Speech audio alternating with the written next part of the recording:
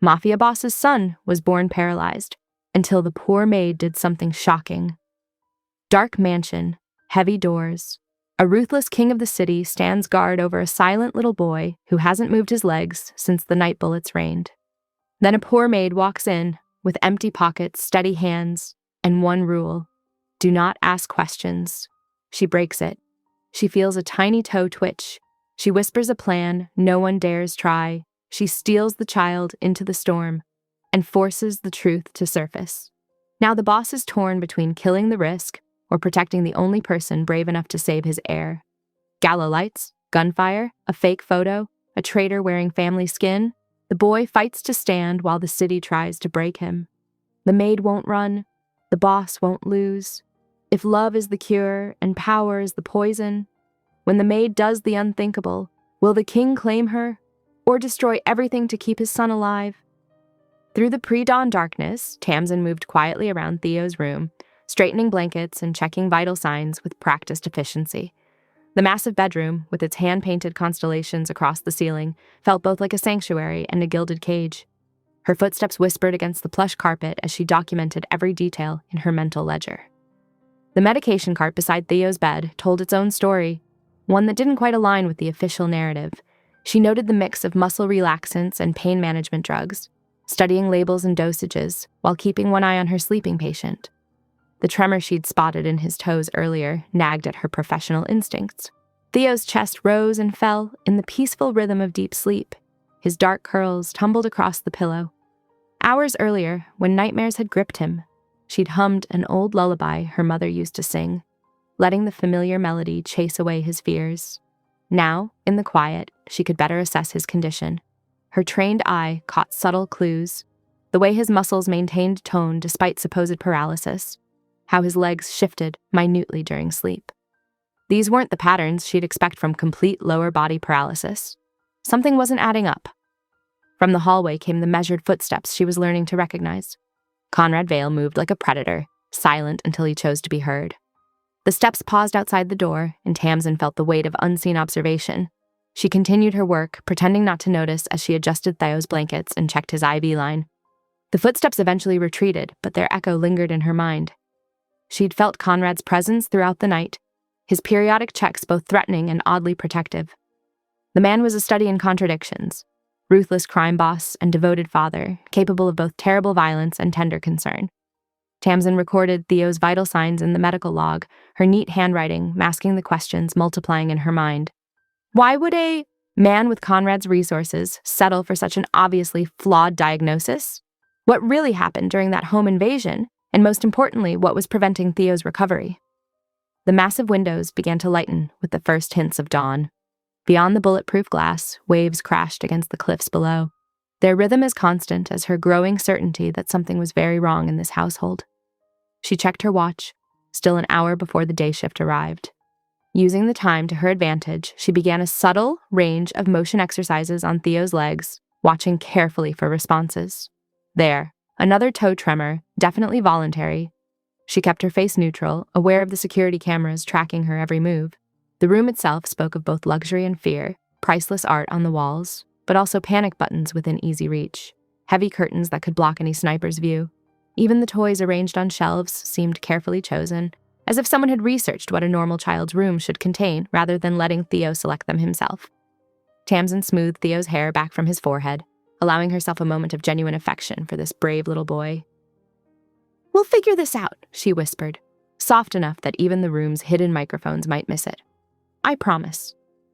She busied herself organizing supplies for the day shift, mentally cataloging everything she'd observed. The medication schedule needed adjustment. She'd start there, using her background to suggest subtle changes that might reveal more about Theo's true condition. She'd have to be careful, though, strategic in how she presented her concerns. The sky outside shifted from gray to pale pink, painting the room in soft light. Tamsin completed her shift notes, keeping them professional and unremarkable while storing her real observations safely in her memory. She'd learned long ago to trust her instincts, and everything about this situation set off warning bells. A distant door opened and closed, the day shift arriving. Tamsin did a final check of Theo's vital signs, already planning how to approach the breakfast changeover. She'd need to choose her questions carefully, testing the waters without revealing how much she'd already pieced together. Theo stirred slightly, his face peaceful in sleep. The trust he'd shown her during the night terrors touched something deep in her heart. Whatever was really going on here, she was certain of one thing. This child needed help, and she was possibly his best chance at getting it. She gathered her personal belongings, maintaining the calm, professional demeanor that had served her well so far. The night had given her plenty to consider, and she'd need all her wits about her to navigate what was coming. Something was very wrong in the Vale household, and she was beginning to suspect that Theo's condition was just the tip of a very dangerous iceberg. The sound of approaching footsteps signaled the arrival of the day nurse. Tamsin took one last look at Theo, his small form dwarfed by the massive bed. She'd made him a promise in the dark hours of the night, and she intended to keep it. Whatever the cost, whatever dangers lurked in this mansion of marble and secrets, she would find a way to help him. The morning sun finally crested the horizon, sending rays of light dancing across the room's expensive furnishings. It was time for shift change, and with it, the careful dance of gathering information while maintaining her cover of professional detachment. Tamsin straightened her uniform and prepared to face whatever the new day might bring, her mind already working through the questions she needed answered. Morning light streamed through the kitchen's tall windows as Tamsin arranged Theo's breakfast plate, breaking the toast into tiny squares. The 6-year-old sat in his specialized chair, eyes following her movements. "Let's play treasure hunt," she suggested, positioning the pieces. "How many gold coins can you find?" Theo's fingers twitched toward the plate. 1, 2. The nanny, Mrs. Porter, watched from the corner like a stern gargoyle, her thin lips pressed together. But Tamsin kept her focus on Theo, celebrating each piece he managed to grasp. 3! "You're getting better at this," Tamsin encouraged, noting how his grip strength had improved since last night. She casually rotated his wrist, supporting the movement while watching his face for signs of discomfort. When breakfast finished, she transitioned him to the therapy mat beside the kitchen's sitting area. The nanny hovered closer, arms crossed. "Just our morning stretches," Tamsin explained cheerfully, though her heart raced as she positioned Theo's legs. She needed to confirm what she'd observed during the night shift. Starting with gentle ankle rotations, she worked methodically up each leg, keeping her touches light and playful. "Okay, Captain, let's wake up those sea legs." Theo giggled at their private joke from story time, then went still as she reached his foot. There, when her fingers brushed his arch, his toes definitely curled, a reflex that shouldn't be present with complete paralysis. Mrs. Porter cleared her throat. "Perhaps that's enough for now." "Just finishing up," Tamsin said easily, though her mind was racing. She needed to see Theo's medical files, understand what tests had actually been run. She found Dr. Werner in his first-floor office, reviewing charts. The resident physician barely glanced up when she knocked. "Question about Theo's imaging studies," she began. "I'd like to review the progression." "Those files are restricted," he cut in, still not meeting her eyes. "Mr. Vale's orders." "But as his night nurse, surely I should—" "Miss Gray." Now he did look up, his expression cold. "The diagnosis is established. Focus on your assigned duties." She was still processing this brush-off when she encountered Conrad Vale on the main staircase. He filled the space with that quiet menace she remembered from their first meeting, his dark suit impeccable. "Miss Gray." His voice was soft but carried steel. "I understand you've been asking questions." She lifted her chin. "As Theo's caregiver, I need to understand his condition to provide proper care. The file is sealed for his protection." Conrad's gray eyes studied her face. "Anton will accompany you during shifts from now on." On cue, a broad-shouldered guard materialized beside them. Tamsin forced herself not to step back. "Mr. Vale, I've noticed some concerning patterns with Theo's medication schedule. You'll follow the prescribed protocol." His tone left no room for debate. Yet when they reached the top of the stairs, where Theo waited in his chair, Tamsin noticed how Conrad's expression softened, watching his son light up at her approach. The boy immediately reached for her hand. "Papa, Tamsin's teaching me to be a pirate captain." Something flickered in Conrad's eyes. Pain? Hope? Before his mask returned. He nodded once and strode away, leaving Anton to take up position in the hallway. Throughout the afternoon, Tamsin worked steadily, introducing elements to test Theo's responses.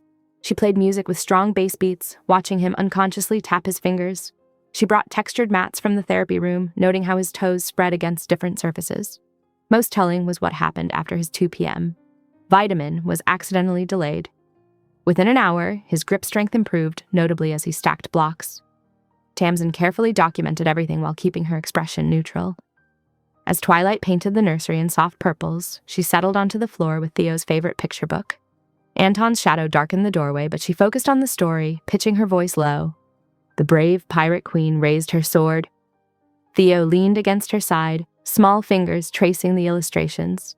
His other hand rested on his leg, and there it was again, that subtle twitch of movement. She turned the page, mind racing behind her calm exterior. The pieces were adding up to a disturbing picture: restricted medical files, an aggressive medication schedule, and physical responses that contradicted the official diagnosis.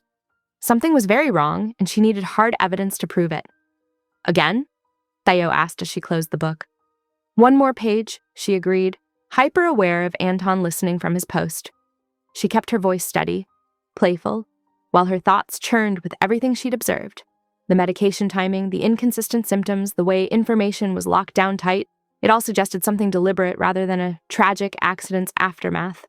But proving it would be dangerous, especially with guards now tracking her every move. She looked down at Theo's trusting face as she reopened the book. His condition might not be permanent, but someone wanted it to appear that way.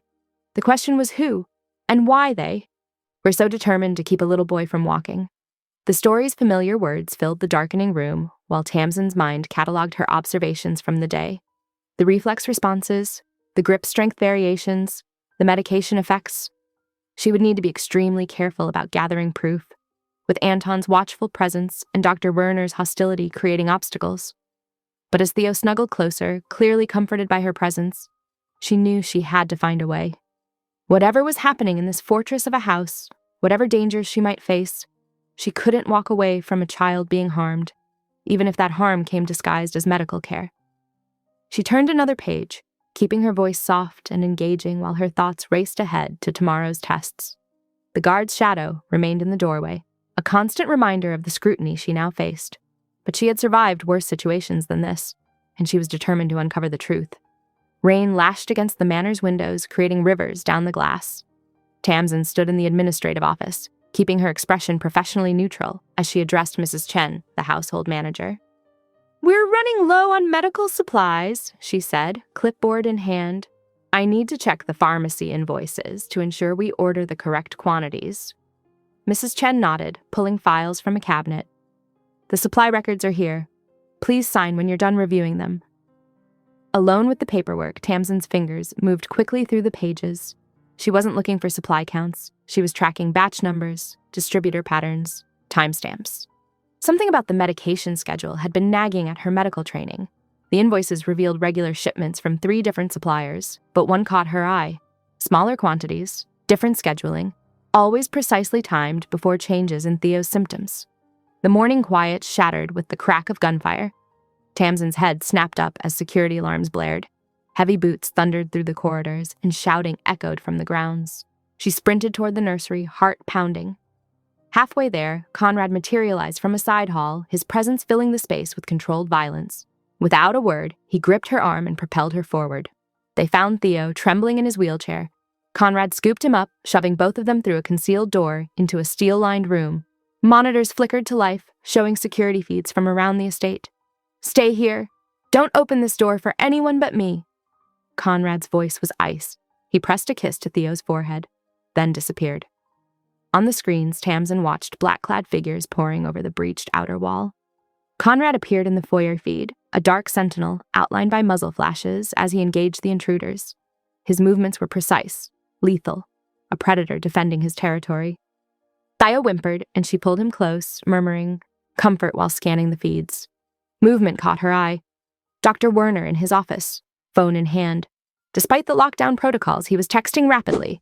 Tamsin memorized the number visible on his screen, suspicion crystallizing. The assault lasted 20 brutal minutes. Police sirens wailed in the distance as Vale security teams swept the grounds. The sharp scent of bleach began seeping under the door, cleanup crews erasing evidence of violence. When Conrad returned, his suit was splattered with dark stains. His face was composed, but danger radiated from him like heat from a forge. "The threat is contained," he said.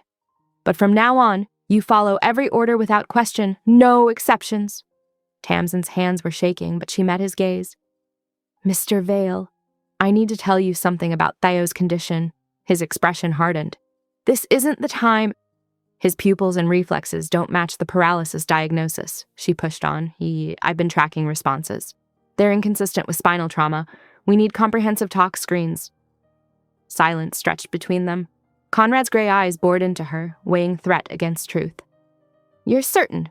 His voice was deadly quiet. Yes, someone's manipulating his symptoms with targeted substances. The pattern is there in the pharmacy records, the timing of changes. This isn't an accident, it's deliberate. Something savage flickered across Conrad's face before his control reasserted. Continue monitoring, document everything, speak of this to no one. Hours later, Tamsin lay on a cot beside Theo's bed, listening to rain hammer the gutters. Security had been tripled, the manor locked down tight. But the real threat was already inside these walls, slowly poisoning a little boy's future.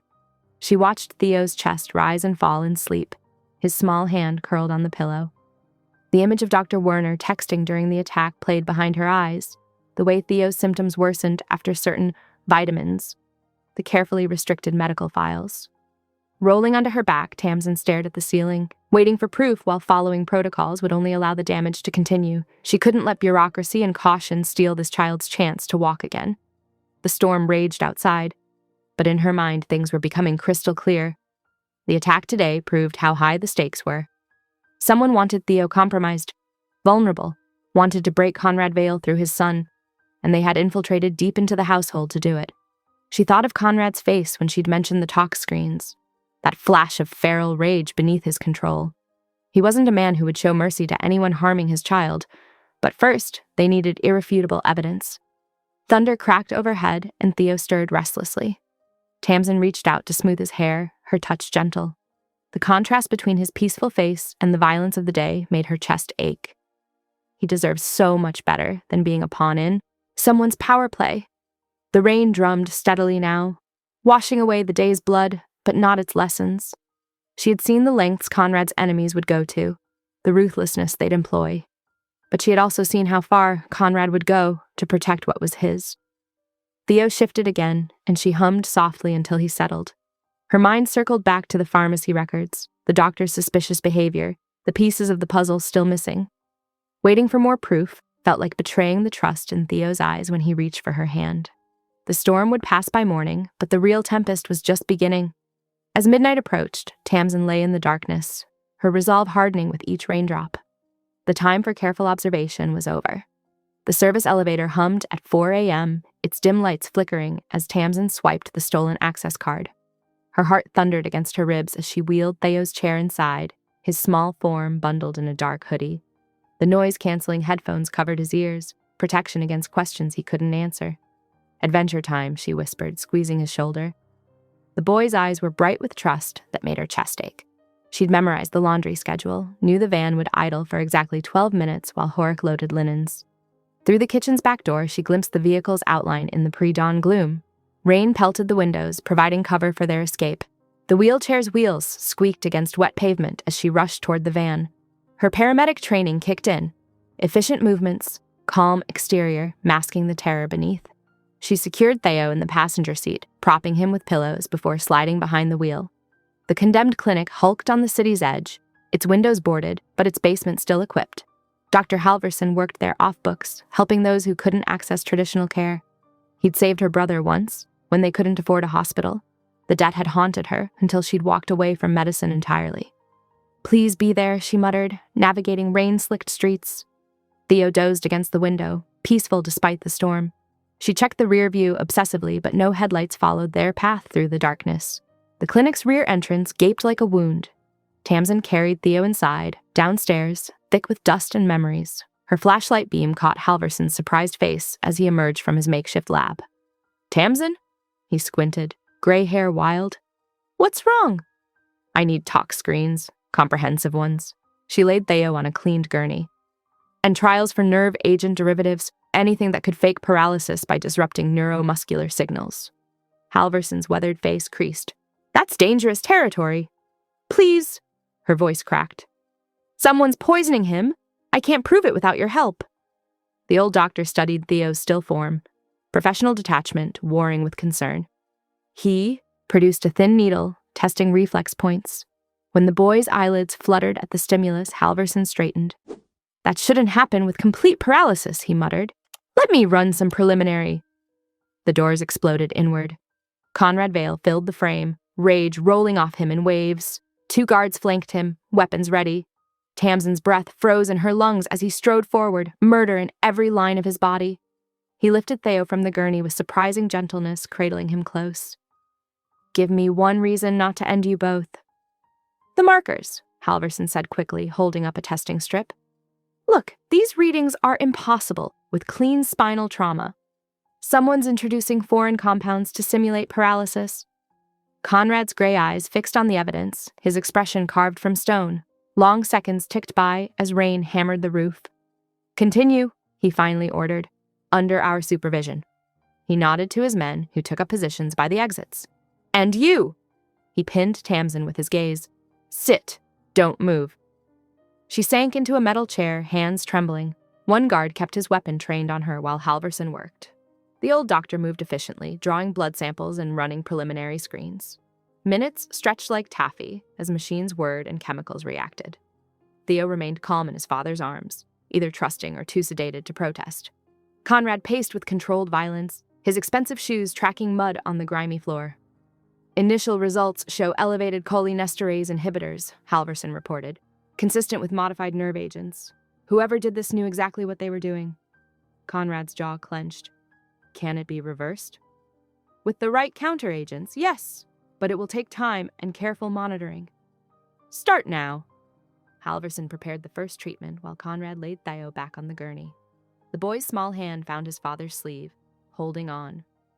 Something flickered in Conrad's expression, pain or fury or both. The antidote dripped slowly through an IV line. Tamsin watched vital signs on ancient monitors, counting each breath. Her medical training screamed to help, but she remained still under the guard's watchful eye. Morning light crept through cracks in the boards above as Halverson adjusted dosages. Conrad hadn't moved from Theo's side, his presence both protection and threat. The storm outside gradually weakened to a steady drone. Near noon, Tamsin noticed the change first. Theo's breathing deepened, losing its shallow quality. His chest expanded more fully with each inhale, as if invisible bonds were loosening. Hope bloomed dangerous and wild in her chest. Halverson nodded in satisfaction. "The antidote is working. His neuromuscular responses are already improving." Conrad's hand tightened on the gurney rail until his knuckles whitened. His gaze never left his son's face, tracking each subtle shift. The rage still simmered beneath his controlled exterior. But now, it had direction and proof. Rain continued falling outside, washing away their tracks from the morning's desperate flight. Tamsin remained in her chair, surrounded by guard and guilt and the weight of what she'd done. But watching Theo breathe easier, seeing the first signs of poison leaving his system, she couldn't bring herself to regret it. The condemned clinic's basement had become a crucible where truth emerged from shadows.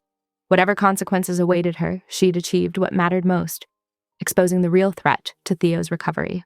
Now Conrad Vale's legendary wrath would have a proper target, and God help whoever had dared harm his son. As afternoon sun filtered through the clinic's grimy windows, Theo's fingers twitched against Tamsin's palm, a small victory that sent her heart soaring. She squeezed gently, encouraging the movement. "That's it, sweetheart. Show me how strong you are." Across the room, Conrad watched with laser focus, cataloging every improvement. The morning's fury had settled into something more controlled, but no less intense. When Theo's fingers curled weakly around Tamsin's, his exhale carried the weight of mountains. "Again," he commanded softly. They worked through basic exercises as Halverson monitored vital signs. The night spasms that usually racked Theo's small frame grew less frequent, his muscles responding to the antidote's steady work. When Tamsin traced a penlight across his vision, his eyes followed with new steadiness. "The neural pathways are reactivating," she explained, professional mask firmly in place despite her racing pulse. "His body remembers how to move, it just needed the blocks removed." Conrad's gray eyes narrowed. "You'll oversee his recovery personally. Move your things to the East Wing guest suite today." "I need full access," she pressed, seizing the moment. "All medication records, pharmacy, invoices, everything." "Done." His tone brooked no argument from anyone else in the room. "Security will be doubled, but therapy scheduling is yours to manage." Tamsin straightened, mind already racing with plans. You'll need to participate directly. Twice daily sessions minimum. A dark eyebrow lifted. Explain. Children's motivation centers respond strongly to parental involvement. Your voice, your presence. It'll accelerate his progress significantly. She met his gaze steadily. Unless you're too busy. The challenge hung between them. Conrad's jaw tightened, but he inclined his head. Show me. She guided him through proper positioning for assisted stands, hyper-aware of his proximity as she adjusted his stance.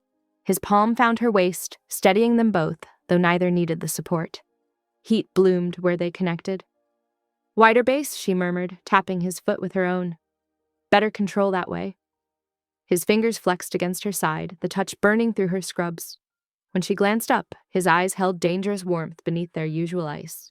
They established a rotation, therapy sessions with and without the suspicious vitamin that had been part of Theo's regular medication schedule. On days without it, the improvements were stark.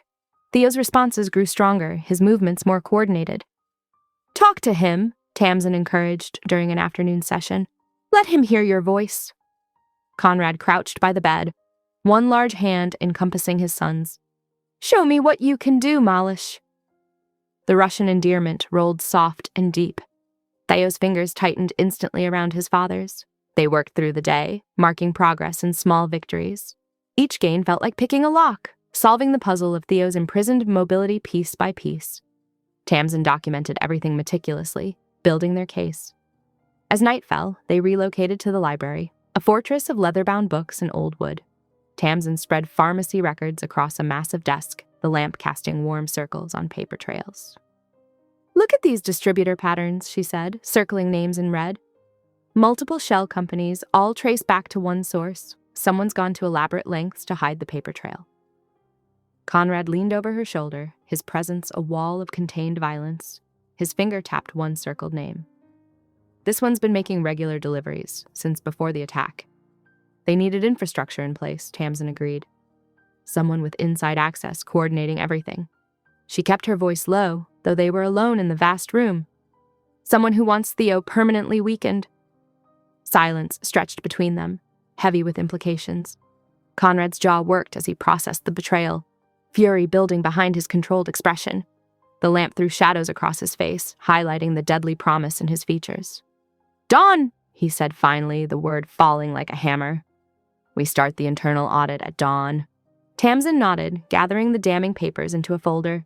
Her hands shook slightly, not from fear of him, but from the magnitude of what they'd uncovered. A conspiracy reaching into the heart of the Vale household itself. The library seemed to hold its breath, centuries of books standing witness to modern treachery. Outside, waves crashed against the cliffs in eternal rhythm, while inside, plans for vengeance took shape in silence. Conrad's hand found the back of her chair, knuckles white against the leather. The heat of him seeped into her space, a reminder of barely contained violence and surprising tenderness both. She'd seen him cradle his son with impossible gentleness, even as he planned destruction for their enemies. They worked late into the night, mapping connections and identifying weak points in the household structure. Every document told part of a story: medical orders, delivery schedules, staff rotations. Someone had orchestrated all of it, weaving poison through the daily rhythm of the Vale estate. The midnight hour found them surrounded by paper trails and possibilities. The lamp's glow creating an island of light in the vast, dark library. Tomorrow would bring action, consequences, retribution. But tonight was for preparation, for laying the groundwork of justice to come. Tamsin felt the weight of Conrad's trust like a physical thing, hard-won and precious. He'd gone from threatening her life to sharing his war room in the space of a day, all because she dared to fight for his son. Now they were conspirators of a different sort, allies in uncovering truth. The library clock ticked steadily toward dawn, counting down the hours until their next move. Outside, the eternal sea churned against ancient stone, while inside, plans took shape in lamplight and whispers. Morning crept over the Vale estate in shades of steel and pearl. Tamsin arranged files in the study with deliberate casualness, positioning key documents where they'd catch attention. The stage was set.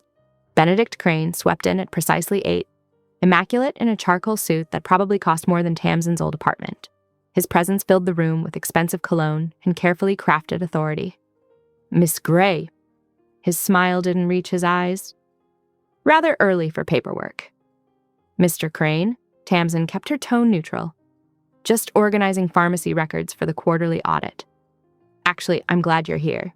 There's an invoice sequence I can't quite track. She watched his manicured hands as he accepted the folder, noting the slight tension in his fingers. Batch 47B shows unusual routing. Would you know anything about that? The micro flinch was there and gone in a heartbeat, a tell that screamed guilt to her trained eye. Benedict recovered smoothly, launching into a detailed explanation of supply chain logistics and shell companies that sounded rehearsed. Of course, I handle all distributor relationships personally, he added, pride bleeding through his professional veneer. Quality control is essential for the young master's care. Tamsin mentally marked another confession. Every word dug his grave deeper. Late morning found her in the nursery, where she'd constructed an obstacle course of sensation and challenge. Textured mats created a path between parallel bars, each surface designed to trigger different nerve responses. "Ready, buddy?" She helped Theo sit upright, supporting his spine. "Let's try something new." Conrad lounged in the doorway, affecting disinterest while missing nothing. His presence filled the room like smoke, heavy with unspoken tension. "Clap when you want to move," Tamsin instructed, demonstrating the rhythm. "Your body remembers the beat." Theo's face scrunched in concentration. On the third clap, his right knee twitched, a deliberate motion that hadn't been possible a week ago. Tamsin kept her celebration calm, but she caught Conrad's sharp intake of breath. The afternoon brought whispers of disruption. Elena, the night nurse who'd been oddly insistent about medication schedules, failed to appear for her shift. Her phone went straight to voicemail. "Her apartment's empty," Conrad's security chief reported. "Cleaned out. Must have left before dawn." Hours later, the courier service reported a delivery van missing, the one meant to bring Theo's new detox supplements. Another thread in the web, another conspirator fleeing the consequences. Tamsin worked with Theo through evening therapy, tracking each improvement while her mind pieced together the larger pattern. The supply chain wasn't just compromised, it was weaponized. Every medication, every delivery, every staff rotation had been calculated. When Theo finally slept, Tamsin found Conrad in his study. Shadows pooled in the corners, but his eyes gleamed like ice in firelight. "It wasn't random," she said without preamble. "The home invasion, the paralysis, Theo was the target. They needed him weakened." Conrad's stillness turned dangerous. "Explain." "A crippled heir makes the king predictable." Tamsin met his gaze steadily. "You'd do anything to protect him, make any compromise. They turned your son into a chain around your neck." The truth hung between them like smoke. Conrad's empire had enemies, but this attack struck at his foundation, his only child, his future, his heart. Midnight passed in a blur of security adjustments and protocol changes. Conrad doubled the nursery guards, positioned snipers on the roof, and personally checked every lock and camera. The old house creaked with night sounds as 2 o'clock approached. Tamsin heard Conrad's measured footsteps in the hallway, once, twice, pausing at her door. The wood creaked under his palm, a moment of hesitation heavy with unspoken possibilities. Then the footsteps retreated, leaving only silence and the weight of choices unmade. In her room, Tamsin reviewed her notes by lamplight. The evidence formed a clear picture. Benedict coordinating deliveries, Elena administering doses, the courier service providing cover. A conspiracy of small betrayals that added up to attempted murder. She touched the latest therapy notes, where she documented Theo's knee tremor. Each improvement proved their theory. His paralysis wasn't permanent, just chemically induced. With the right treatment and time, he could recover. The night stretched quiet around her, broken only by the steady pace of guards and the distant sound of waves. Somewhere in the vast house, Conrad prowled like a caged predator, planning retribution. Somewhere, Benedict slept unaware that his carefully constructed scheme was unraveling. Tamsin checked Theo's monitoring tablet one last time. His vitals were steady, his sleep peaceful for the first time in months. Small victories that felt enormous in the dark hours before dawn. Tomorrow would bring more challenges, more therapy, more evidence gathering, more careful observation of Benedict's movements. But tonight they had confirmation. Tonight they knew where to strike. The lamp cast warm circles on her medical, texts and case notes. Outside, the guards changed shifts with military precision. Inside, Tamsin finally allowed herself to feel the weight of the day. The tension of playing Benedict, the joy of Theo's progress, the electric moment when Conrad's hand pressed against her door. She checked the time, 1:58 a.m. In 4 hours, another day would begin, another chance to unravel the conspiracy and help Theo heal, another day of walking the knife's edge between danger and hope in the Vale household. Muffled screams echoed from the garage, carried on the pre-dawn breeze. Tamsin cranked up the volume on Theo's favorite playlist, guiding his hands through a clapping game while trying to ignore the wet sounds and breaking glass. "That's it, sweetheart. Watch my hands," she said, forcing cheer into her voice. "Can you copy this pattern?" Theo concentrated, his small fingers following her movements. Behind his determined expression, fear flickered. He sensed the violence even through the music and games. A man's voice cracked between sobs. "The Rook Syndicate. They paid through the charity. Clean money for dirty meds." Tamsin hummed louder, drawing Theo's attention back to their rhythm exercise. She couldn't block out the interrogation entirely, but she could give him something else to focus on. They worked through hand games and breathing exercises until the garage fell silent. Hours passed in careful routine, medication checks, range of motion work, story time. Exhaustion crept in as evening approached. Tamsin settled into the chair beside Theo's bed, reading from his favorite adventure book until her words slurred, and the pages grew heavy in her hands. She didn't hear Conrad enter. One moment she was drifting, and the next something warm settled around her shoulders, his suit jacket, still carrying his cologne and gunpowder. "You should rest," he said, voice rough from interrogation. Tamsin blinked awake, noting the shadows under his eyes, the blood specks on his cuffs. "Show me how to do the next exercise set first." He hesitated, then nodded. Together they reviewed the therapy plan, shoulders touching as they bent over the medical diagrams. The contact felt electric, dangerous. "The money trail will expose them," Tamsin said quietly, conscious of Theo sleeping nearby. "No conspiracy this big runs on cash alone." Conrad's expression hardened. "Benedict handles the accounts, getting access without alerting him. I already have access to pharmacy records. Let me cross-reference with the Foundation ledgers. There might be a pattern." They moved to Conrad's study, spreading paperwork across his mahogany desk. Tamsin's finger traced column after column of numbers, while Conrad paced, radiating contained violence. "Here," she said finally. "These entries marked community grants. The amounts match medicine orders exactly, but they're routed through shell companies first." Conrad leaned over her shoulder, his breath warm on her neck. "Show me." She pointed out the connections, identical sums moving through charitable donations, always preceding new medication deliveries. The pattern was elegant in its simplicity, hiding poison behind philanthropy. "We'll need proof Benedict's involved directly," Conrad said. "Something concrete enough to justify action." The afternoon therapy session provided unexpected hope. Tamsin worked through Theo's usual exercises, testing reflexes and muscle response. When she stroked the arch of his foot, his big toe lifted, a tiny movement that made her heart stop. "Conrad," she whispered, "watch this." She repeated the motion. Again, Theo's toe rose in a deliberate twitch, proof of neural function, of healing becoming possible. Conrad made a sound like he'd been struck. When Tamsin looked up, his eyes blazed with something raw and wondering. The expression transformed his face, melting the ice to reveal the father beneath the crime lord. It seemed to frighten him more than violence ever had. They worked with Theo until he tired, celebrating each small victory. When he dozed off, they retreated to the window alcove to plan. "The charity gala tomorrow night," Tamsin said. "Everyone who matters will be there, including Benedict." Conrad's jaw tightened. Too public for confrontation. Perfect for gathering evidence, though, if he thinks I'm willing to leak information about Theo's treatment. She met his gaze steadily. "Let me be the bait." "No." The word came sharp as a blade. "He's already suspicious of me. One hint that I'm concerned about the medicine protocols, that I might go public." Tamsin pressed her advantage. "He'll approach me himself." Silence stretched between them as Conrad considered. Outside, waves crashed against the cliffs. Inside, Theo's breathing monitor beeped steadily. "You'll wear a wire," he said finally. "My security team will be everywhere. One wrong move from Benedict, and you'll have cause to act."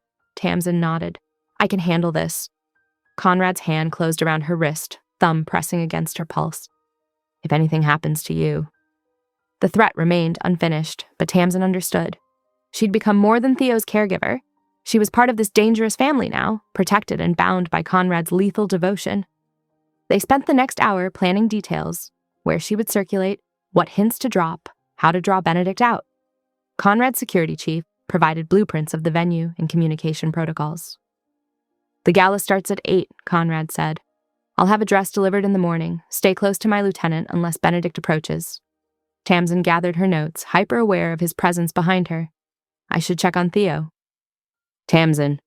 His voice stopped her at the door. Be careful tomorrow. Benedict is creative with loose ends. She turned back, finding his expression dark with promise. So am I. The night settled around them like a shroud as they returned to their positions. Tamsin beside Theo's bed, Conrad prowling the house's perimeter. Tomorrow would bring danger dressed in evening wear, a dance of predator and prey beneath crystal chandeliers. But tonight they had hope. In Theo's twitching toe, in ledgers that told tales of betrayal, in the fierce protection growing between them all. Tonight was for preparation and possibility, for planning revenge served cold at a black tie affair. The ballroom shimmered like a fairy tale, all crystal drops and gilt molding. Tamsin smoothed her emerald silk gown, feeling exposed despite its modest cut. The wire beneath pressed cold against her ribs, a constant reminder of her role tonight. Wealthy couples swirled across the marble floor, while servers ghosted between them with champagne. Tamsin circulated the edges, projecting nervous energy, clutching her purse where blank medical files waited as bait. Benedict materialized beside her, impeccable in his tuxedo. Miss Gray, unusual to see household staff at these events. Mr. Vale insisted. She let her hands tremble slightly. Though perhaps I shouldn't stay long. Oh? His interest sharpened like a blade. Trouble in paradise? The medication protocols? Tamsin glanced around theatrically. Some things don't add up. I've been documenting everything. Benedict's smile didn't reach his eyes. How conscientious. Perhaps we should discuss your concerns somewhere private. Later tonight. I don't know. She bit her lip. Come now. He lowered his voice. A smart girl like you must realize the risks of questioning established treatment plans, especially with young Theo's final dose approaching. Ice slid down Tamsin's spine. The wire caught his confession perfectly. Before she could respond, the grand doors burst open. Men in black suits entered, led by a figure Tamsin recognized from security briefings. Caleb Dre, head of the Rook Syndicate. The string quartet faltered. Champagne glasses shattered. Benedict melted into the crowd as Dre's men spread through the room. Quite a party, Vale, Dre called out, voice carrying over nervous whispers. Shame about the guest list. Gunfire erupted, shredding flower arrangements and sending crystals raining from the chandeliers. Screams filled the air as guests dove for cover. Strong hands grabbed Tamsin's waist, yanking her behind the marble bar. Conrad pressed her against the shelving, shielding her with his body as bullets sparked off brass rails above them. The maid is mine, Dre, he snarled, voice carrying despite the chaos. Touch her and I'll feed you your teeth. Tamsin's heart hammered against his chest. He smelled of gunpowder and expensive cologne, his muscles coiled tight with lethal readiness. Yours? Dre laughed. Since when do you claim the help, Vale? More shots peppered their position. Conrad's hand found Tamsin's, squeezing once. Kitchen stairs, he murmured against her ear. On my mark. She nodded, gathering her skirts. Glass crunched under designer heels as they crouched low. Now! They sprinted through flying bullets and panicked guests. Tamsin's training kicked in. She moved efficiently despite the gown, keeping pace with Conrad's longer stride. The kitchen door slammed behind them. Staff scattered as they raced down metal stairs to the garage level where an armored Bentley waited, engine running. Conrad shoved her into the back seat before sliding in after her. Go! He barked to the driver. The car surged forward as more gunfire rattled against bulletproof windows. Tamsin's pulse roared in her ears. Body electric with adrenaline, in Conrad's proximity in the tight space. His hand came up to cradle her throat, thumb brushing her racing pulse. The touch halted her instinctive lean toward his mouth, a kiss that would have ruined everything. Not yet, he said roughly, voice thick with restraint. The plan first. She nodded, swallowing hard. His fingers lingered a moment longer before dropping away. The drive back to the estate passed in charged silence. Security teams swept them inside to Conrad's study, where surveillance feeds showed the gala's aftermath. Play it back, Conrad ordered, as technicians downloaded the wire's audio.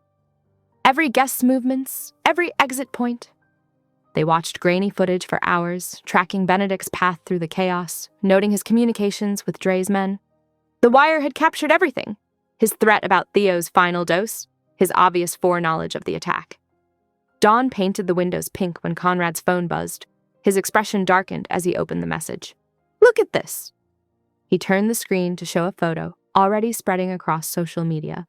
It showed Tamsin at the gala, angled to suggest intimate conversation with Dre. The wire's transmitter caught the light like an expensive pendant, transforming medical surveillance into apparent conspiracy. "We didn't authorize this," Tamsin said, stomach dropping. "Benedict." "Creating doubt, marking you as compromised." Conrad's jaw clenched. "Making sure I can't trust you." "But you do trust me." She met his gaze steadily. "Don't you?" The question hung between them as sunrise gilded the study's dark wood. Outside, waves crashed against the cliffs. Inside, the wire's damning audio played on repeat, Benedict's smooth voice discussing Theo's medication with calculated cruelty. Conrad studied her face for a long moment. "Yes," he said finally. "God help me, I do." The admission cost him. She could see it in the tightness around his eyes, the way his hands gripped the desk edge. Trust was deadlier than bullets in his world. Tamsin touched his sleeve lightly.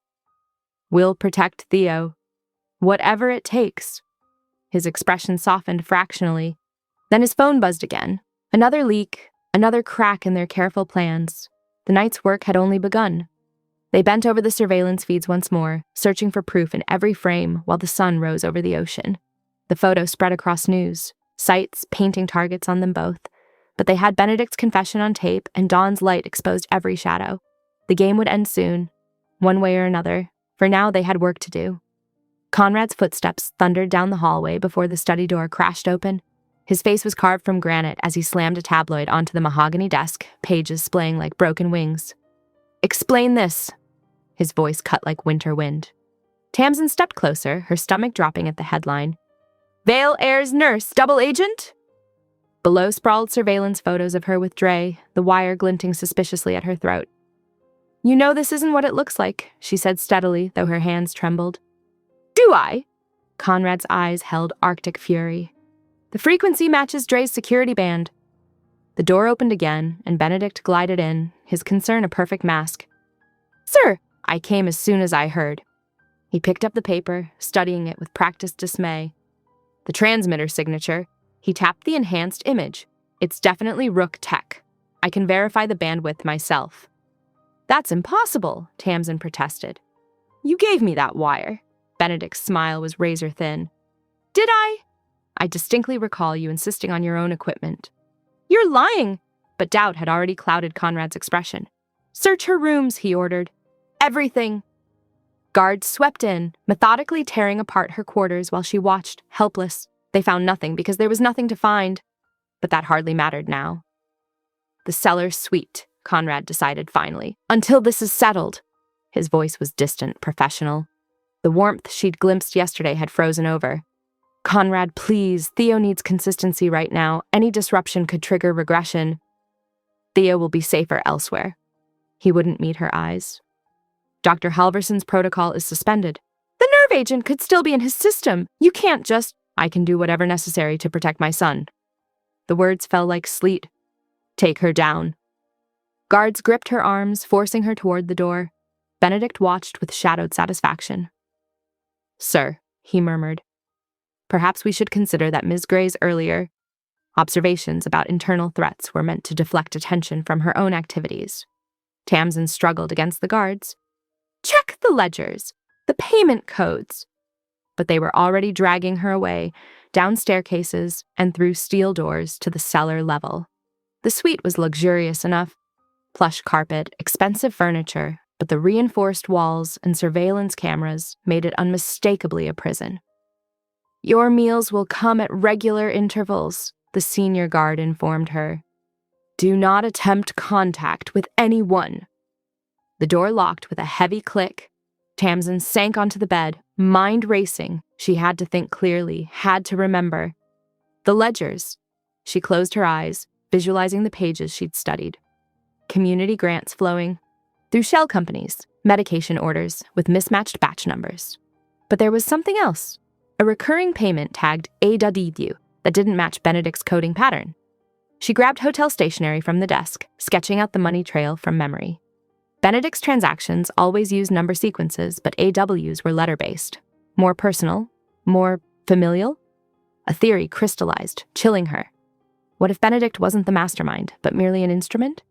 Someone with deeper ties to the Vale family might have reasons to keep the heir vulnerable. Hours passed. She tracked the guards' rotations, noting the brief gaps between shifts.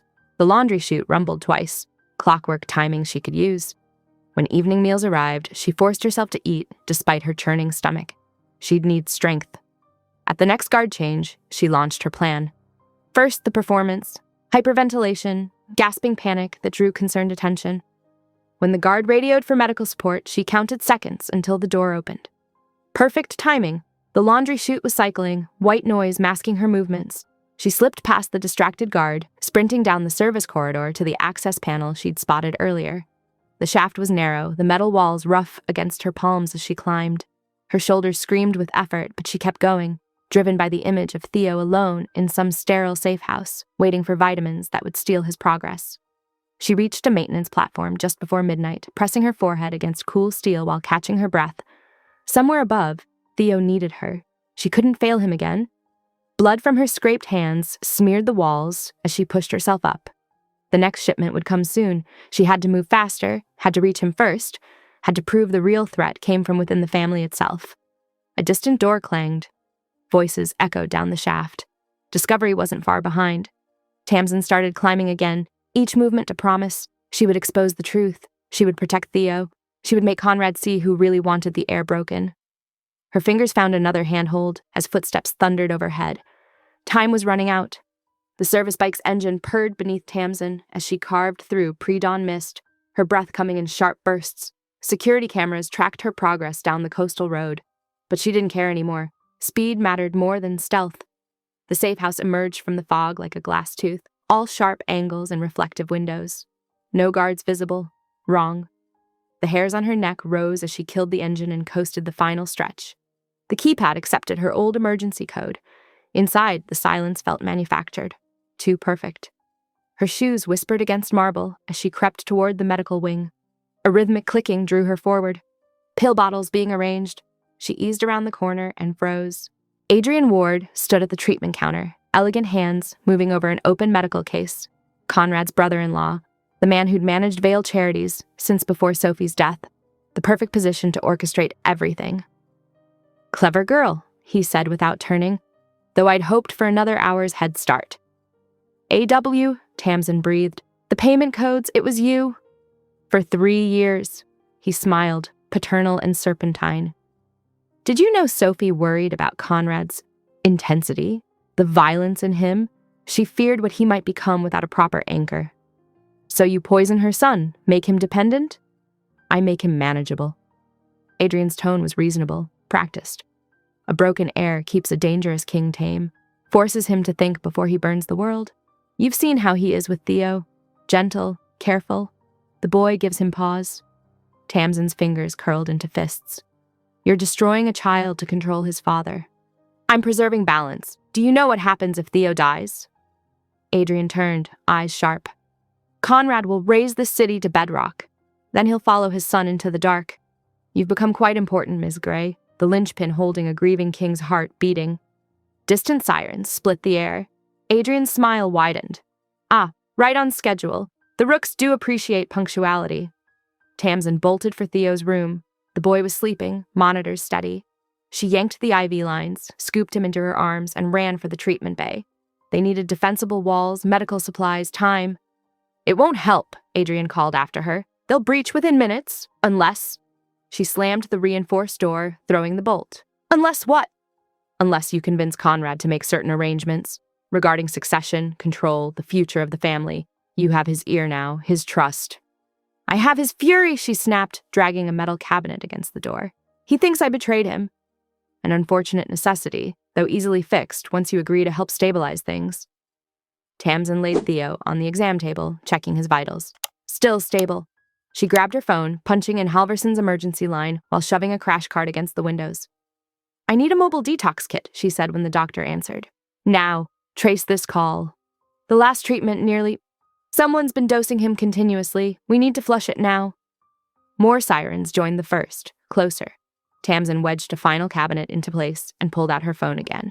Her hands shook as she typed, Adrian engineered everything, controls charity supply chain, wants Theo dependent to control you. Check his ledger stamps. AW.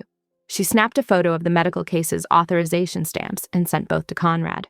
3 dots appeared immediately, then vanished. Headlights swept the walls. An engine growled outside the gate. Theo stirred. Miss Tamsin? Hey, buddy. She smoothed his hair. We're going to play a quiet game, okay? Like hide and seek. Metal groaned as the first Rook van hit the gate, the sound of inevitability. Tamsin positioned herself between Theo and the door, counting breaths, counting seconds. The phone stayed dark. Outside, car doors slammed in synchronized rhythm. Adrian's voice drifted through the barrier. Last chance, Ms. Gray. Consider the offer. You could have such influence, such security. She checked Theo's pulse again, gentle fingers at his throat. Still steady, still fighting. You could have saved yourself this, Adrian sighed. Could have been reasonable. Footsteps crunched on gravel. Multiple teams, coordinated approach, professional. Tamsin pulled Theo closer, whispering against his hair. I've got you. No matter what happens, I've got you. The boy's fingers curled into her shirt. Trust, freely given. Worth any price. Heavy boots on marble. Radio static. The siege proper beginning. She touched her phone again, adding 3 words to her message to Conrad. Hurry! Please! Trust! The first impact hit the door like a battering ram. Metal screamed. Theo flinched. Shh, Tamsin soothed. Remember our breathing game? In through your nose, out through your mouth, nice and slow. Another crash. The cabinets shuddered. That's it. Just like that. You're so brave. The hinges began to buckle. Dawn painted the walls gold through bulletproof glass as the Rook van's headlights carved sharp shadows across the room. Time stretching like taffy, each second eternal and fleeting at once. Tamsin positioned herself more firmly between Theo and the door. Whatever came through would have to go through her first. She wasn't moving. Not this time. Not ever again. The metal groaned one final warning. She could hear Adrian speaking quietly to someone, giving directions. The calm voice of a man who always got his way. Well, not today. She pulled Theo's face against her shoulder, shielding his eyes. The door shuttered again as dawn broke fully outside, painting the world in shades of fire and steel. Boots crunched on broken glass as rooks swarmed the perimeter. Adrian's voice carried through earpieces, directing teams with intimate knowledge of the estate's weaknesses. Every blind spot, every service entrance, every hidden passage. The confidence of a man who'd played uncle for years, who'd memorized the blueprints, who knew which floorboards creaked and which security cameras had 3-second blind spots. South entrance clear! Moving to Sector 4, a voice crackled through static. Copy that. Remember, non-lethal for the woman and child. Make it clean. We need them intact, Adrian replied, his tone eerily calm for a man orchestrating a siege. Tamsin pressed Theo closer to her chest, feeling his small heart hammering against her own.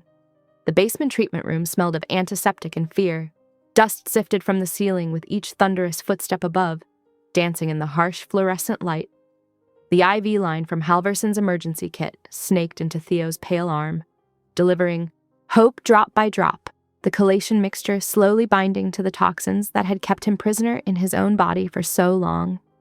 She watched the golden liquid travel down the tube, willing it to move faster. Every second mattered now.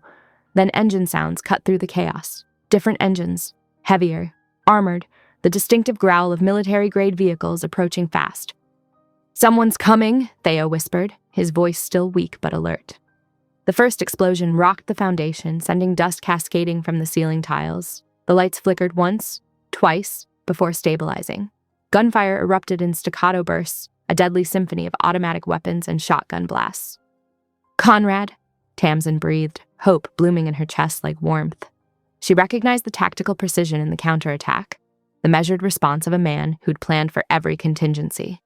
The battle crashed through the house like a tide, moving room by room, floor by floor. Glass shattered.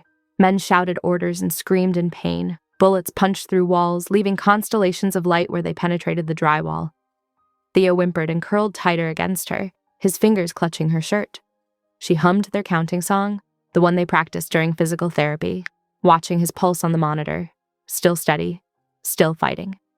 Her own heartbeat raced, but she kept her voice calm, a lifeline for them both.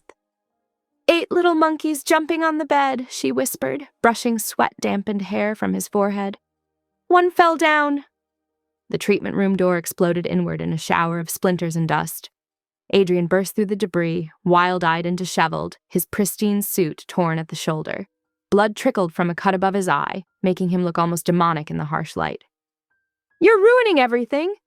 He leveled a gun at the IV stand, his knuckles white around the grip. He has to stay weak. The family needs balance. Don't you understand what you're doing? The family needs truth, Tamsin shot back, shifting her body to shield both Theo and the IV line. Your truth is poison, has been all along. Adrian's mouth twisted into something between a snarl and a smile. You don't understand. A strong air makes Conrad unstoppable. No checks, no limits, no one to question his decisions. His hand shook slightly, betraying his desperation. I won't let... The wall beside him erupted in a shower of plaster and concrete. Conrad Vale stepped through the dust like vengeance given form. Gun raised and eyes colder than Arctic ice. Blood spattered his white shirt, none of it his own. Uncle, he said, voice glacial and perfectly controlled. Step away from my son. Adrian swung his weapon toward Theo, calculation replacing panic in his eyes. I did this for us, for the family. A king needs advisors, Conrad. A king needs balance. Everything I did was to protect what we built. Heart rate 68, Tamsin called out, clear and steady, cutting through the tension. Collation cocktail at 40% delivery, blood pressure 110/70 and stabilizing. Conrad's eyes flicked from Adrian to the monitors, to Theo's face, to the gun threatening his child. Murder warred with protective instinct across his features, a battle of primal forces behind his controlled mask. Oxygenation 97%, Tamsin continued, her paramedic training giving her words clinical precision. Neuromuscular response improving in peripheral extremities. He's fighting back, Conrad. The treatment's working. The numbers painted a story of recovery, of hope, of a future Adrian had meticulously tried to steal with his carefully measured doses of poison. Something shifted in Conrad's expression. He lowered his weapon and moved like liquid shadow. One moment at the door, the next gathering Theo into his arms while keeping Adrian in his sights. The movement was so swift that Adrian barely had time to adjust his aim. Daddy, Theo mumbled against his shoulder, his small fingers gripping Conrad's blood-stained shirt. Something raw and unguarded flickered in Conrad's expression. Love and relief so powerful, it transformed his face completely. It was that naked emotion that made Adrian step back. Something like fear finally registering in his eyes. A commotion erupted in the hall, shouting and running footsteps. Benedict appeared briefly in the doorway, sprinting for a side exit, expensive leather briefcase clutched desperately to his chest. A burst of gunfire caught him mid-stride. He fell with theatrical slowness, papers spilling like confessions across the polished floor, and died still trying to bargain with his last breath. The blast came without warning, an explosive charge set as insurance. Heat and pressure and noise beyond bearing filled the world. Tamsin felt herself flying through space, weightless for a terrifying moment, then pain exploded along her side as she hit the wall. Her vision swam with black spots, the room tilting sickeningly around her. Strong hands cradled her head gently. Conrad's face swam into focus, fear cracking his careful mask, his eyes scanning her for injuries. Don't you dare, he growled, voice rough with emotion. Not now, not when we're so close. Movement drew their attention. Theo stood on shaking legs beside the overturned medical cart, determination carved into every line of his small face. One step, another, jerky but real. His knees trembled with effort, but he remained upright, proving with every inch gained that Adrian's plan had failed. The remaining rooks lowered their weapons almost unconsciously. You couldn't shoot at a miracle. Even men trained to kill recognize something sacred in a child's triumph over the impossible. Sir? One of Conrad's men appeared in the doorway, respectfully averting his eyes from the family scene. Perimeter secured. All hostiles contained or neutralized. Orders? Bring me restraints, Conrad said, still supporting Tamsin's head with surprising tenderness. My uncle needs accommodations befitting family. Adrian laughed, high and broken, a sound of shattered glass. You can't touch me. I'm protected. The board will never allow it. I've made arrangements. The board will never find you. Conrad's voice promised darker things than death, a cold certainty that made the room temperature seem to drop. No one will, not for a very long time. Tamsin caught his wrist, her fingers pressing lightly against his pulse. Theo's watching, she said softly, her eyes meaningful. Understanding passed between them like an electric current. Some lessons shouldn't be taught too young. Some darkness shouldn't touch a child already fighting his way back to light. Conrad nodded slightly, jaw tight, but eyes softening. Take him to holding, quietly. Two men seized Adrian's arms. He thrashed against their grip, screaming about necessity and control and family legacy, but they dragged him away with mechanical efficiency, his protests fading down the corridor. Theo wobbled on his feet, exhaustion beginning to claim him after his monumental effort. Tamsin reached for him automatically, medical training kicking in even through her own pain. Easy, buddy. Small steps. Don't push too hard yet, she cautioned, pride warming her voice despite her concern. Like our practice too, he said, tongue slightly thick but words clear, focused entirely on moving forward. Count with me? Conrad watched his son advance inch by determined inch, something fierce and tender warring in his expression. When Theo finally reached them, he gathered both boy and woman into his arms, one hand still gentle on Tamsin's bruised head. I'm sorry, he murmured against her hair, words meant only for her, for doubting, for not seeing sooner. You're here now, she answered simply, forgiveness in her touch as she leaned into his strength. Theo's small fingers found both their hands and squeezed, creating a circle of connection between the three of them. Outside, sirens wailed and men shouted orders, securing the scene. The floor was sticky with blood and spilled medicine. The air smelled of gunpowder and antiseptic. But here, in this moment, 3 hearts beat in sync, finding their rhythm together. Through the broken window, dawn painted the sky in shades of pink and gold, promising possibility after the longest night. Theo took another step, stronger this time, his determination a tangible force. Toward tomorrow, toward healing, toward home. Morning light slanted through hospital blinds, turning everything stark and honest. The steady beep of monitors marked time as Tamsin blinked awake, her head still tender where it had struck the wall. Conrad sat beside her bed, jacket discarded, sleeves rolled to expose forearms marked with fresh scratches. His usual iron control had cracked, leaving something raw and human in its place. I put you in a cage, he said quietly. I let doubt poison what I knew was true. Tamsin watched his hands clench on the armrests. You were protecting your son. I was protecting myself, his voice roughened. From hoping, from trusting, from... He broke off, jaw working. I call it protection, this cruelty, this distance. But it's fear wearing armor. He leaned forward, one hand finding hers on the blanket. I swear to you, Tamsin Gray, everything I am, everything I control, stands between you and harm from this moment. My name, my power, my life if necessary. The raw honesty in his voice made her breath catch. She touched his cheek, feeling the stubble of a sleepless night. I don't need your power, she whispered. Just you, as you are. He moved like a man starved, capturing her mouth in a kiss that tasted of promises and dawn.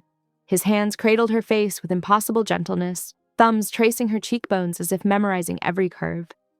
The door stood unlocked, sunlight pouring across their joined shadows. No more hiding, no more cages. She wound her fingers in his shirt, drawing him closer.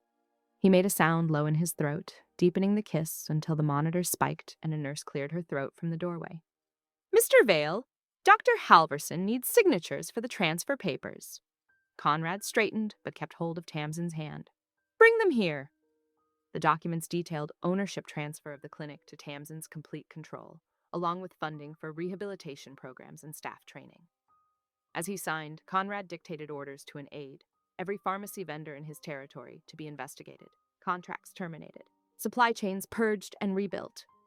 Clean slate, he said, initialing the final page. Your vision, your rules. A small voice came from the doorway. Is Tamsin staying?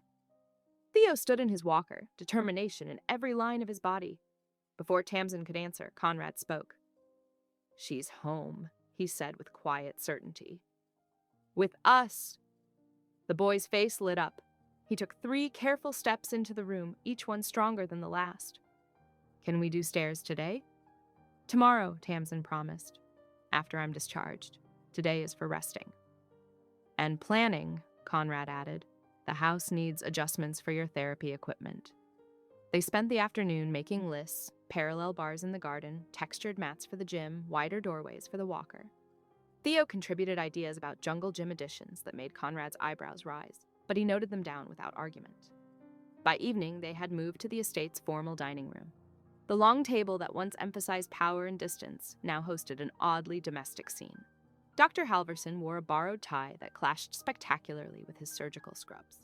Guards tried to maintain stoic expressions but kept grinning when Theo demonstrated his improved grip strength by launching peas with deadly accuracy. "Master Vale," one guard scolded half-heartedly as a pea pinged off his ear. "That's not appropriate dinner behavior." "Sorry," Theo said, not looking sorry at all. "I'm practicing fine motor control." Conrad's mouth twitched. "Perhaps we could practice with less projectile-based methods." "Like writing?" Theo suggested innocently. "Miss Chen said I could try cursive." "An excellent idea," Tamsin agreed, hiding her smile as Conrad realized he'd been outmaneuvered by a 6-year-old. The meal continued with quiet conversation about recovery milestones and therapy schedules. No one mentioned Adrian locked in the basement cells, or Benedict's body being identified by dental records. Those shadows could wait. After dinner, they gathered in the nursery. The room had been transformed, medical equipment tucked discreetly away, cheerful drawings covering the walls, toys arranged for easy reach during exercise games. Tamsin settled into the reading chair, selecting a well-worn copy of Treasure Island. Conrad knelt beside Theo's bed, strong hands gentle as he massaged the boy's calves to prevent cramping. "Chapter 3, Tamsin began. "The Black Spot." Theo's eyes grew heavy as she read, his small body relaxing under his father's careful touch. This would be their ritual now. Stories and therapy and trust rebuilding muscle by muscle. "We'll do this every night," Conrad murmured, working a knot from Theo's right leg. "Whatever he needs." "Whatever we all need," Tamsin corrected softly. The night deepened around them, but the shadows held no threats. Only the quiet certainty of belonging, of healing, of family built from broken pieces made stronger at their seams. Guards patrolled outside, the estate's iron gates stood locked, and somewhere the remains of Adrian's conspiracy crumbled to dust. But here in this room, with Theo's breathing evening out and Conrad's hands steady in their care, tomorrow felt like a gift instead of a battlefield. Tamsin turned another page, her voice soft in the lamplight. This was home, not the mansion's marble halls or the clinic's sterile rooms, but this moment, this peace, this love that transformed darkness into dawn. Late September roses lined the garden path, their petals catching golden afternoon light. Tamsin stood at the end of the newly installed handrails, arms outstretched, while Theo took careful steps forward. His leg braces gleamed, each movement precise and determined. Conrad watched from the stone terrace, his knuckles white on the railing, joy warred with control on his face. He wasn't used to happiness feeling safe. "Almost there," Tamsin encouraged, as Theo's hand slid along the rail. 5 more steps. The boy's tongue poked out in concentration. 4 steps. 3, 2. "Papa, look," Theo called out. "No stopping." The final step brought him into Tamsin's waiting embrace. She scooped him up, spinning them both as he laughed. Conrad crossed the distance in long strides, wrapping his arms around them both. His jaw worked silently, overcome. "I did it," Theo announced proudly. "Can we show Miss Chen tomorrow?" "We'll show everyone," Conrad promised, voice rough. "But first, we have somewhere to be." The estate's chapel stood intimate and warm, candlelight softening its ancient stones. No society photographers or political allies crowded the pews. Only the household staff who'd become family, Dr. Halverson in a properly matched tie, and guards who'd bled to protect what this day represented. Tamsin wore a simple ivory dress, her bouquet tied with the same ribbon as Theo's ring-bearer pillow. Conrad cut an imposing figure in black, but his hands were gentle as he lifted her veil. Their vows rang with deeper meaning than traditional words could carry. Protection became promise, loyalty transformed into love, and, "till death do us part," sounded like a threat to anything that would dare try to separate them. When Conrad slid the ring onto her finger, his touch lingered. "My name, my power, my life, everything I am, stands between you and harm. Always." Tamsin's answering vow was equally fierce. "Your battles are mine, your son is mine, your heart is mine to guard. Always." The kiss that sealed their union tasted of victory and peace. Afterward, the Great Hall hosted an intimate reception. Theo demonstrated his improved balance by leading the first dance, supported between his father and new mother. Guards discreetly wiped their eyes as the boy counted steps aloud. Change rippled outward from the estate like waves from a stone dropped in still water. The Vale Foundation launched pediatric neurology centers across the city, with Tamsin overseeing protocols and Halverson training staff. Each clinic represented another fortress against the kind of conspiracy that had nearly stolen Theo's future. The Rook Syndicate crumbled piece by piece, their power structure mapped through Adrian's seized records. Conrad's men dismantled each node methodically, ensuring no fragment remained to threaten their hard-won peace. Adrian himself vanished into a cell so deep no record would ever find it. His charity empire dissolved, its legitimate programs absorbed into the Foundation, while its darker purposes were purged. The estate itself transformed. Security remained absolute, but the atmosphere shifted from siege mentality to sanctuary.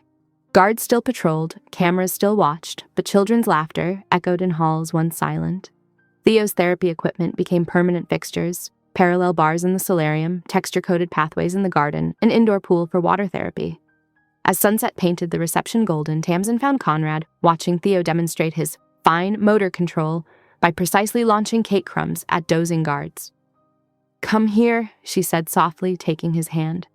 She guided his palm to rest against her lower belly, still flat but holding the smallest curve of secret joy. His breath left him in a rush as understanding dawned. "You're certain?" he whispered. 3 tests and 1 very discreet doctor, she confirmed, due in spring. Conrad's other arm pulled her close, his face buried in her hair. He shuddered once, like a man finally allowing himself to dream of futures he'd never dared imagine. Later, they tucked Theo into bed together, his room now more boys' sanctuary than medical ward. His Star Wars nightlight cast gentle shadows on walls covered in his own artwork. Progress marked in steadier lines and brighter colors. "Will the baby get leg braces too?" Theo asked sleepily. "No, little one," Tamsin assured him, smoothing his hair.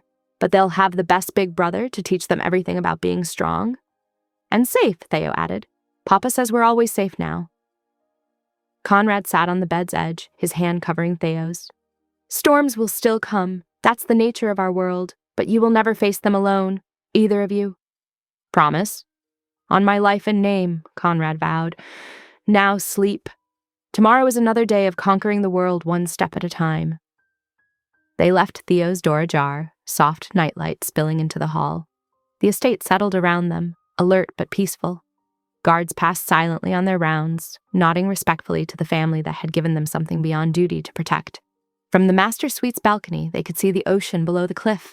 Tonight it lay calm, moonlight creating a silver path across dark water. The same view that had once seemed like the edge of a prison now felt like the border of their kingdom. Not an empire built on fear, but a sanctuary forged in fire and love. Tamsin leaned back against Conrad's chest, his hands spanning her waist protectively. Each night they chose this, to make the next morning softer, to transform darkness into dawn, to build something healing from the ashes of what had nearly broken them. Below, waves whispered against the cliff base. Above, stars wheeled in ancient patterns. And here, in this moment, a family crafted by choice rather than blood held on to everything they'd fought to win.